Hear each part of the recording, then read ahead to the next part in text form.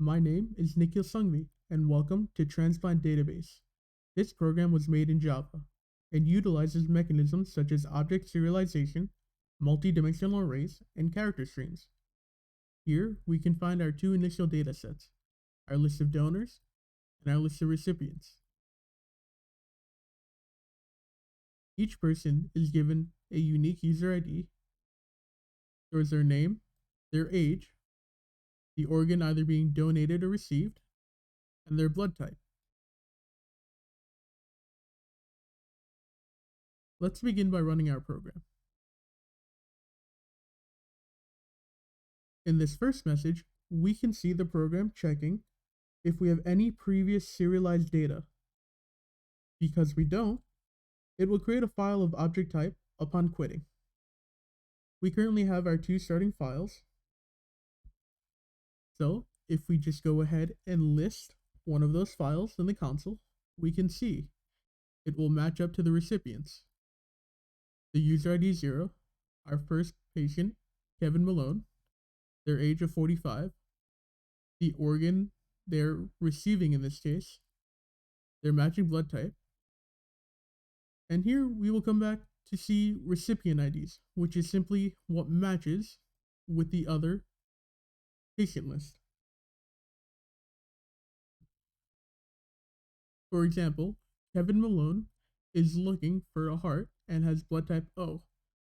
For that reason, they can match up with patients from the donor list of ID 0 and 4 that are also giving hearts that have a matching blood type, either O or B.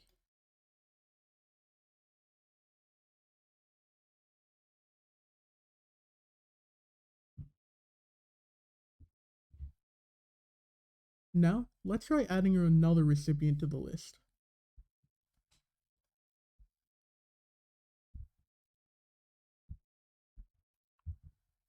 Let's name them test. Let's view blood type O. The recipient's age, let's say 19. And the organ needed, let's say a liver. Now if we go to list all the recipients again, we can now see a new patient named Test with a new ID of 5, the age as we entered 19, looking for a liver of blood type O, and these are all of their matches.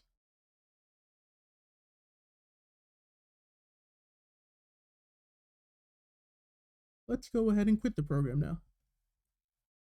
We can see upon exiting that our transplant graph is saved in a transplant object file type right here.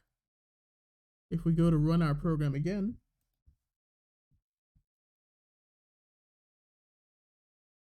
we can now see the message that transplant graph has been loaded from the previously saved transplant object.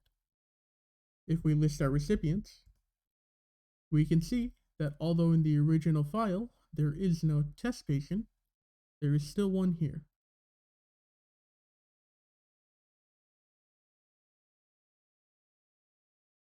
Let's go ahead and remove our test patient.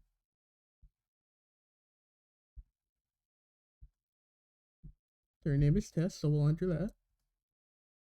And now Test has been removed from the organ transplant waitlist.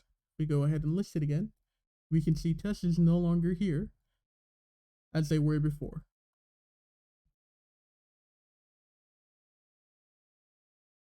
We can go ahead and quit and run it one last time.